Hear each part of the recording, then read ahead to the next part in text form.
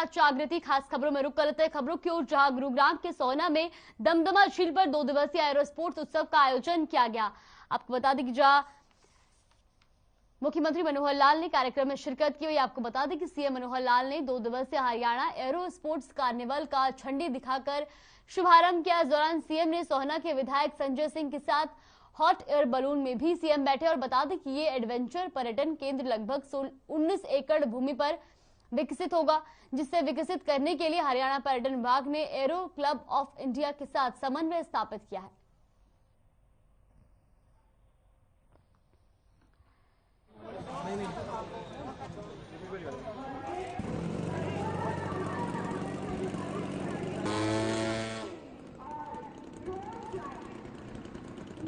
बड़े जुनून के साथ, बड़े साहस के साथ वो लोग इन स्पोर्ट्स में भाग लेते हैं।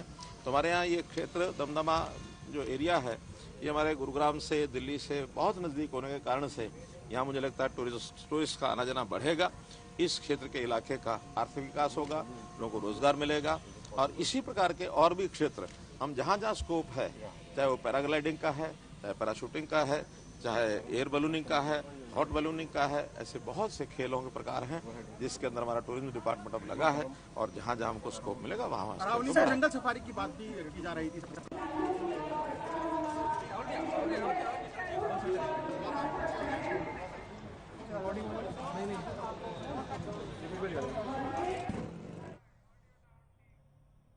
पूर्व मुख्यमंत्री भूपेंद्र सिंह हुड्डा कुरुक्षेत्र पहुंचे, जहां उन्होंने पिपली के विश्राम गृह पर कई व्यापारिक, कर्मचारी, श्रमिक, सामाजिक और अन्य संगठनों के प्रतिनिधियों से मिलकर उनकी समस्या सुनी। इस दौरान भूपेंद्र हुड्डा ने कहा कि पंजाब चुनाव में आपकी सरकार बनने से हरियाणा की राजनीति पर कोई असर नहीं पड़ेगा, आपका हरियाणा में कोई भविष्य नहीं है। वहीं भूपेंद्र हुड्डा ने हरियाणा सरकार पर निशाना साधा और कहा कि हरियाणा सरकार नाकारा सरकार साबित हुई है। हरियाणा में भ्रष्टाचार चरम सीमा पर है। करनाल में डीटीपी से 80 लाख पर पकड़े जाने पर उन्होंने कहा कि ये घोटालों की भ्रष्ट सरकार है। डीटीपी तो एक छोटी मछली है, बड़े मगरमच्छ पता नहीं कब पकड़े जाएंगे। साथ ही कहा कि इंक्वायरी बैठती है लेकिन उसकी रिपोर्ट उजागर नहीं की जाती। और सेशन चल रहा है तो समस्या पूछे लोगों की और वही हम विधानसभा में उठाएंगे। वैसे तो हर वर्ग जो है इस सरकार से विमुख है, चाहे वो किसान है, किसानों ने भी अपनी समस्याएं रखी हैं, व्यापारी हैं, आड़ती हैं, कर्मचारी हैं, गरीब आदमी हैं, मजदूर हैं, शहरी है, ग्रामीण है, कोई वर्ग भी इस सरकार से संतुष्ट नहीं है। क्योंकि इस सरकार ने आने के बाद ना तो कोई बड़ा प्रोजेक्ट लेके आए, और जो प्रदेश 2014 में प्रति व्यक्ति आए, प्रति व्यक्ति में उसमें नंबर 1 था, आज नंबर 1 बेरोजगारी में और अपराध में बड़ी तेजी से बढ़ रहा है। कानून व्यवस्था बिल्कुल चरमरा गई है। आप देखो ना, हर जगह हाहाकार मची हुई है। रोज अखबार पढ़ो, 10 खबरों में से 8 या 9 निराशाजनक होती है। कोई कहीं कत्ल हो गया, कहीं कुछ हो गया, तो इस किस्म की खबरें हैं। और कल जो है ये सारे बात मुद्दे उठे। हिसार के गांव चेवरा में गौशाला में कार्यक्रम का आयोजन किया गया। कार्यक्रम में कृषि मंत्री जेपी दलाल ने भी शिरकत की, जहां ग्रामीणों और कार्यकर्ताओं ने फूल मालाओं से उनका जोरदार स्वागत किया। तो भी आपको बता दें कि जेपी दलाल ने कहा कि सरकार प्रदेश के प्रत्येक नागरिक तक योजनाओं का लाभ पहुंचाने के लिए प्रतिबद्ध है। इस दौरान कृषि मंत्री जेपी दलाल ने साथ बरवाला से विधायक जोगीराम सिहाग भी मौजूद रहे। और इसी बीच हमारे आदरणीय विधायक श्री जोगीराम सिहाग जी का भी हमारे आदरणीय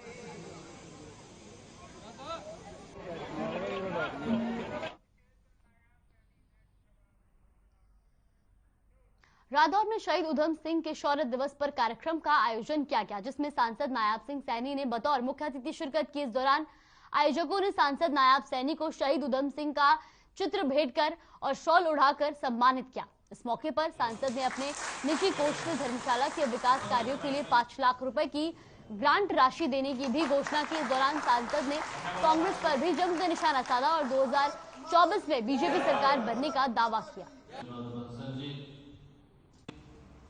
हमारे विशिष्ट अतिथि उनको यही पुष्पांजलि रहेगी, उनको भी हमारे पाठ्यक्रम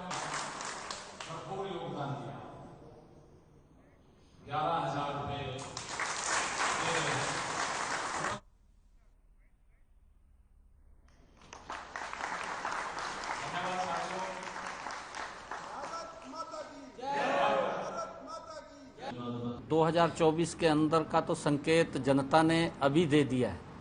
इतना 4 स्टेट्स के अंदर जो भारतीय जनता पार्टी की डबल इंजन की सरकार और दूसरी बार बनी है, तो ये सीधा सीधा संकेत देश की जनता ने एक अपना मिनी ये चुनाव था देश का, और उस मिनी चुनाव के अंदर ये संकेत दे दिया है कि 2024 के अंदर फिर नरेंद्र मोदी जी भारी बहुमत से इस देश की बागडोर को संभालेंगे, और जो विकास की गति उन्होंने चलाई है उस विकास की गति को और तेज करने का काम आदरणीय नरेंद्र मोदी करेंगे।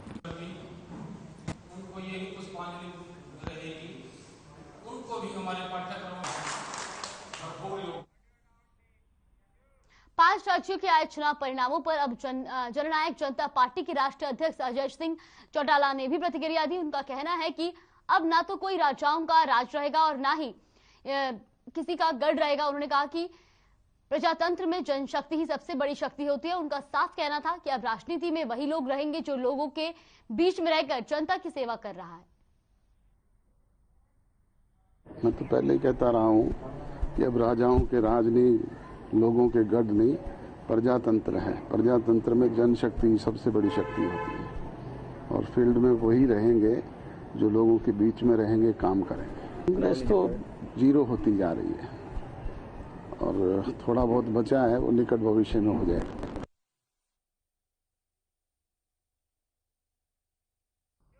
भिवानी में हैंडबॉल एसोसिएशन के चुनाव में जेजेपी के प्रधान महासचिव दिग्विजय सिंह चौटाला पहुंचे।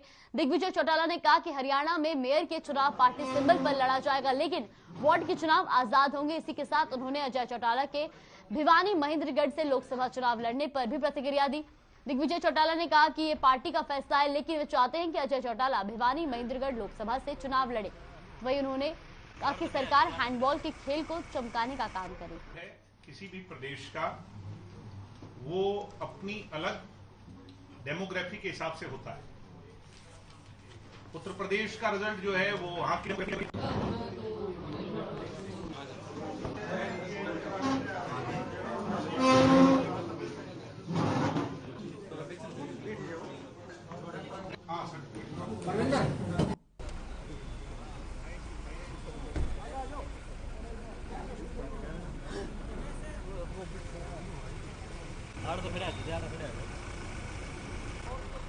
किसी भी प्रदेश का वो अपनी अलग डेमोग्राफी के हिसाब से होता है। उत्तर प्रदेश का रिजल्ट जो है वो वहां की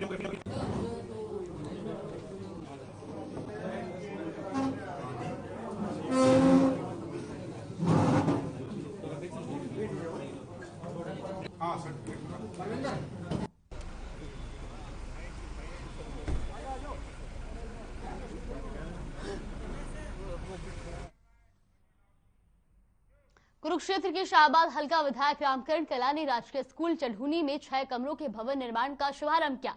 इस दौरान उन्होंने कहा कि राजकीय स्कूलों में प्राइवेट स्कूलों की तर्ज पर सभी आधुनिक सुविधाएं उपलब्ध करवाना राज्य सरकार का मुख्य लक्ष्य है। साथ ही कहा कि सरकार की ओर से लगातार करोड़ों रुपए का बजट स्कूलों में सुविधाएं उपलब्ध करवाने के लिए जारी किया जा रहा है और स्कूलों के विकास का ये कारवां निरंतर चलता रहेगा। सरकार के इन प्रयासों से अब छात्रों को सरकारी स्कूलों में भी आधुनिकतम सुविधाएं उपलब्ध हो रही हैं।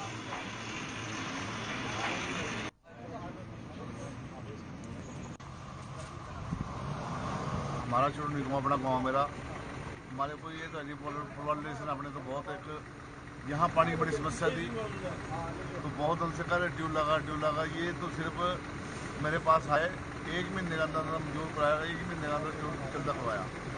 और भी पाने गाँव में बैठ गया तो 15 दिन में ट्यूब वहाँ के लिए बड़ी चलता करवाया है। मैं बैठे मिल के वहाँ ट्यूब लग रहा, दमतोड़ी में मैंने नवा ट्यूब लगाया, पकाने में नवा ट्यूब लगाया। मतलब कम से कम भी 35 ट्यूब मैंने अपने हल्के में ऐसे लगवा दी। पानी की दिक्कत नहीं आने दूंगा किसी को वहाँ।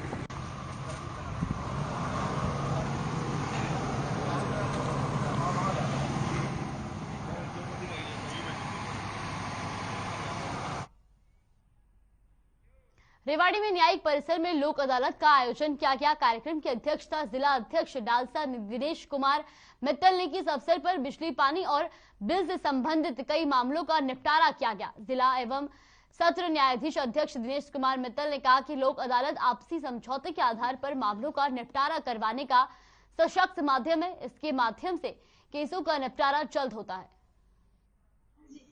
किसने क्या आपके फादर ने करी थी? आपके फादर इन लॉ ने कर दी थी, ससुर ने एक व्यक्ति के हक में करी थी, दो को छोड़ दिया। सारे देश में नेशनल लोक अदालत का गठन किया गया है। पूरे देश में सुप्रीम कोर्ट नेशनल लोक अदालत का गठन किया गया है। इसमें हर जिले में, हर तहसील में, सब जगह नेशनल लोक अदालत लगाई गई है। हमारे रेवाड़ी में भी सारे जजीज जो है बैठे हुए हैं और नेशनल लोक अदालत लग रहे हैं। बहुत से लोग आए हैं नेशनल लोक अदालत में, काफ़ी केसों का समझौता हुआ है। MACT motor accident claim tribunal में हमने तकरीबन 50 केस में राजीनामा कराया है और तकरीबन 4 करोड़ रुपए का मुआवजा जिनकी डेथ हो गई है मोटर एक्सीडेंट में या जिनकी चोट लगी है उनके जो वारिसों को दिलवाया गया है। और जो है 1-2 हज़ार के तकरीबन हमने कैंसिलेशन जो बिजली बोर्ड की है या जो पुराने पुलिस में फाइलें पड़ी थी उनको वो ख़त्म किया गया है। और तकरीबन 50 केसेज नेशनल नेगोशिएबल इंस्ट्रूमेंट के चेक केसेज उसका निपटारा किया गया है।